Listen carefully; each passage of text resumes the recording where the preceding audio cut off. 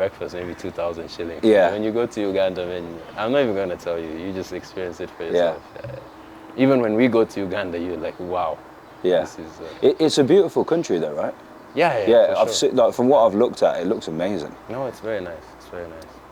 A lot of African countries are very beautiful. Yeah. I think Nairobi is. I've loved it.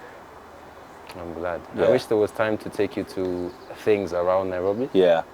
If there was, then maybe. But they were trying to get me to go to the national park, and I was like, absolutely not. There's no way I'm risking my life right now. You wouldn't be risking your life if you go to the national park. That doesn't make sense. You can imagine from our discussions back when we was at Rio, what has been going through my head when when you think about what it's going to be like and what it's going to look like. What do you imagine it's going to be? Honestly, like? You just see a lion. Yeah, I thought I'd see, like, how do I get into a taxi outside the airport and not be chewed up? My name is Scott Wells. I'm the head men's soccer coach at Gardner Webb University. I have came over to Kenya to start building relationships and start to see what opportunities may lie here for my program, but also to learn the culture, to learn about Kenya and the football system here. I've been very, very impressed with the passion. Been able to go to some games, to see different prep schools and high schools, and wanted to take the opportunity to come out and support Kim on what he's doing. I've followed his journey. Very, very proud of him. Me and Kim were together when I coached him at the University of Rio Grande in Ohio, and we're very lucky to share a very special memory of winning the 2015 National Championship together, and very, very impressed with what he's done in his life, and came back to Kenya and has given his knowledge and given back to the community here, and it's amazing to see what he's built with the True Talents of Africa. Yeah, so Kim has organised for his players to come out and play an 11v11 game, so I can take a look at some of the players and what they have to offer, but also learn a little bit about each of them and what they've been through, what they're trying to achieve from being here with True Talents of Africa, and hopefully be able to bring some players across to Gardner Webb and make some more memories like me and Kim did.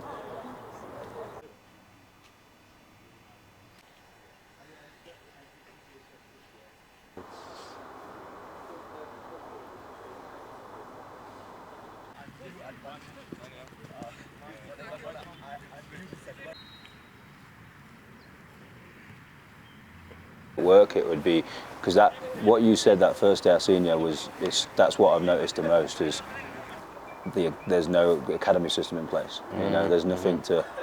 Now there's good, like you say, like Marishaw and I guess St Anthony's, like there's things like that that's very good for them, but there's nothing structured to where that, you know, when you read a resume in England or even in France, you know that where they've been from, like you say, 12 to 18. Here it's really just school and just trying to find a team, right? Yeah, true. And I wish if you had time to watch some under 12s. Yeah. I think you'd be like, wow. Yeah. These guys are really good. Yeah. There's a team that we have called Akakoro. Akakoro went to, I can't remember which cup it was in Europe, and they played against Barcelona, they played against Real Madrid, and they beat them. Wow. But that was under 11, yeah. I believe. I mean, they came back to the country and they were celebrated like heroes, like they met the president and everything. Yeah. But then if you look at that same team, yeah. under 17 level, play against those same, it's just... But that's what you're trying to do here, right? Like if you've got a good U12 team, your job is to try and keep them together and to continue to keep doing this with them as much as you can. Yeah, exactly. And then finding the competition for them is important too, right? Yeah.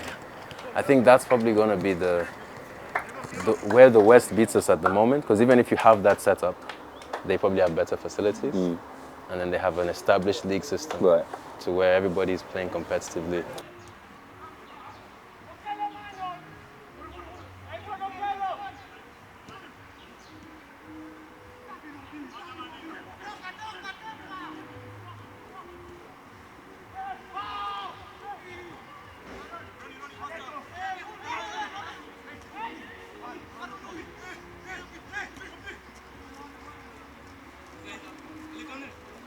You know, it happened to Kino. Oh yeah? Yeah, Kino, when Kino went to Pearl River, he signed a player from Africa. His video was unbelievable. Got to the airport, it wasn't him. with someone else. Mate, it was one of the funniest stories that's not spoke about enough. Oh, mate. You should have seen his bus. I can't imagine. I know. It nearly happened to me as well. I nearly took a job in Florida, and I'd almost all but completed, and I was going. So I started recruiting early, and there was this player that was at Liverpool, and the athletic director had said to me, this kid is on board, can you just kind of introduce yourself? I got on the phone with the player, was FaceTiming the player, like, it wasn't him. This kid, Liverpool had called multiple universities and said, we've heard this video is going around of this player. He is our player. He's on a 3-year professional contract. He plays for England under 19s. I was like, please stop calling us and trying to find out information. It was a player that looked very similar to him. Oh, wow. That was his friend. Yeah, so we nearly got burnt on that one too. Jesus. But here, I feel like you could easily, in terms of the ages, you could easily get it wrong. I mean, Javan's brother looks younger than him, and he's 24. You know, some of the players that I was looking at yesterday were, you know, 21, 22. They look 16, 17 years old. Yeah. You guys age very well here. Yeah, but black people in general. I wish it was the same for me. Jeez.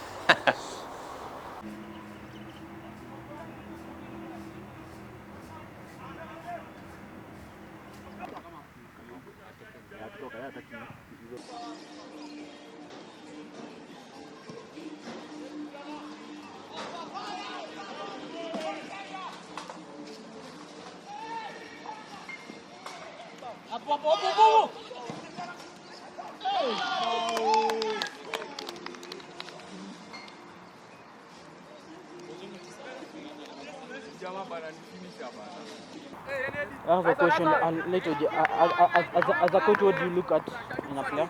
As an attacking midfielder, what do you look at? The number one thing I look for in an attacking midfielder is bravery. Yeah. Bravery.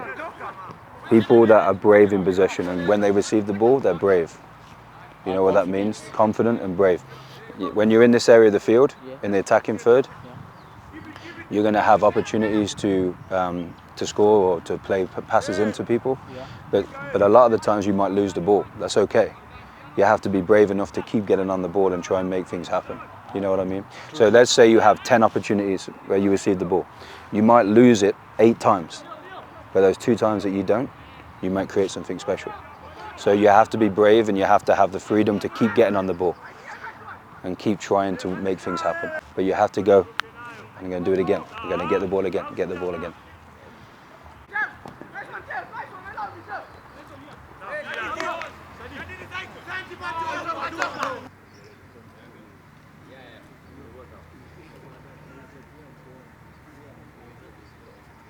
Well, thank you very much for inviting me and allowing me to come today.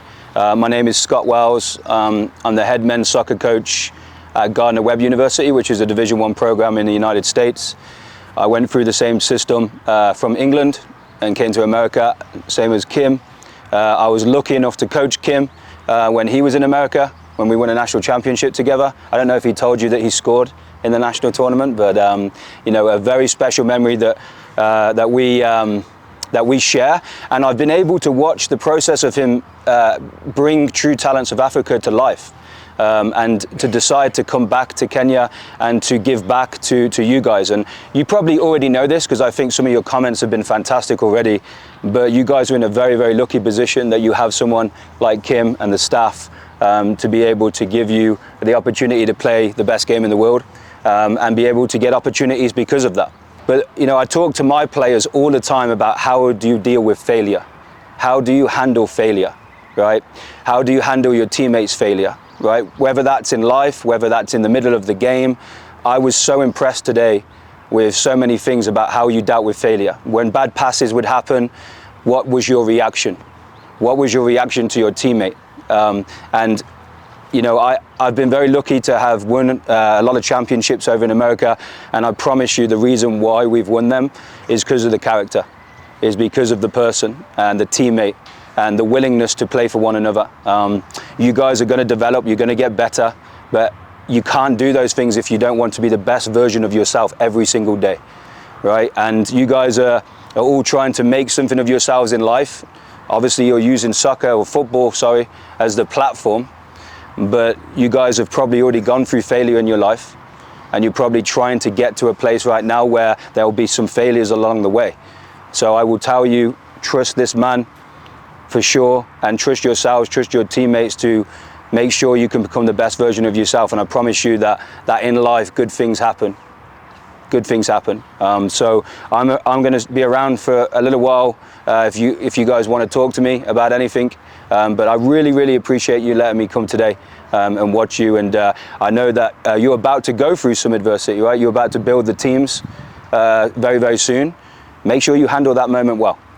Okay? There's two directions you can go, right? You can complain, you can moan, you can have your head down, you can give up, you can lose confidence, or you can roll your sleeves up and get after it, okay? So thank you very much, I appreciate it. So Scott came here because there's a player he recruited. That player is named Javan Omi. He plays for Ulinzi in the Kenya Premier League. His university plays at quite a high level, and that's why they're recruiting a player like that.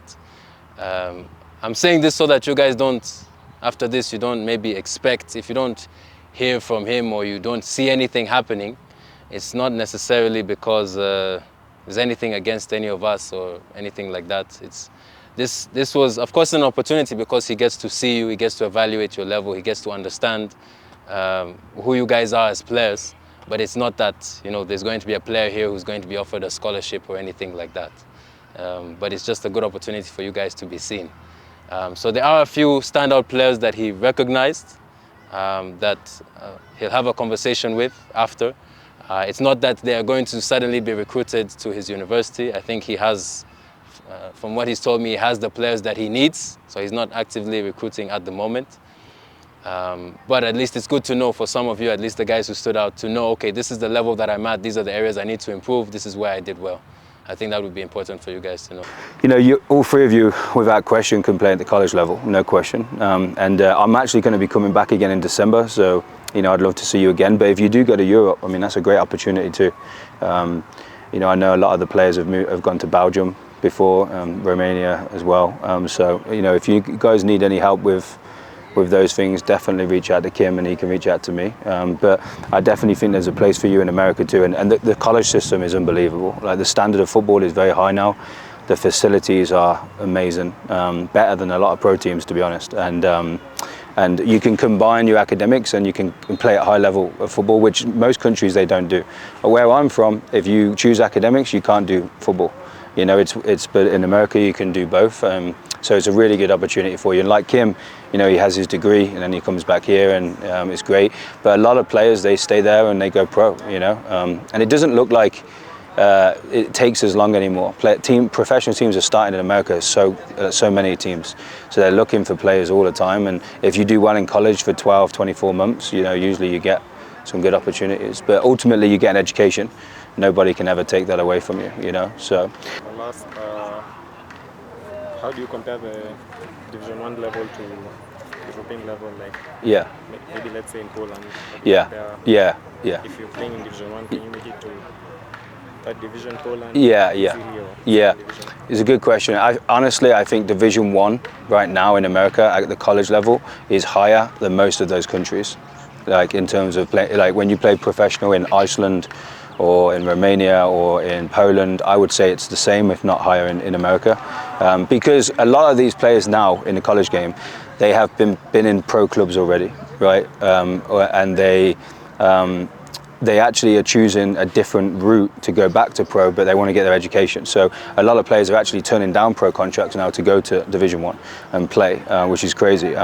There's been players from Kenya that have gone out that probably could have stayed here and played in the Premier League, or they could have gone to Poland, but they chose America, and then in 12, 24 months they move on to the pro level, you know. So it just depends on what country. But my personal opinion would be, you know, for you to see what options are on the table for you for America, and make the evaluation with your family, and then after that, go ahead and look at the options in Europe and see and utilize Kim, because I think if you go to Europe, you can't then go. It's harder to go to America then, because once you start playing professional, it's harder to get into college in America because there's rules.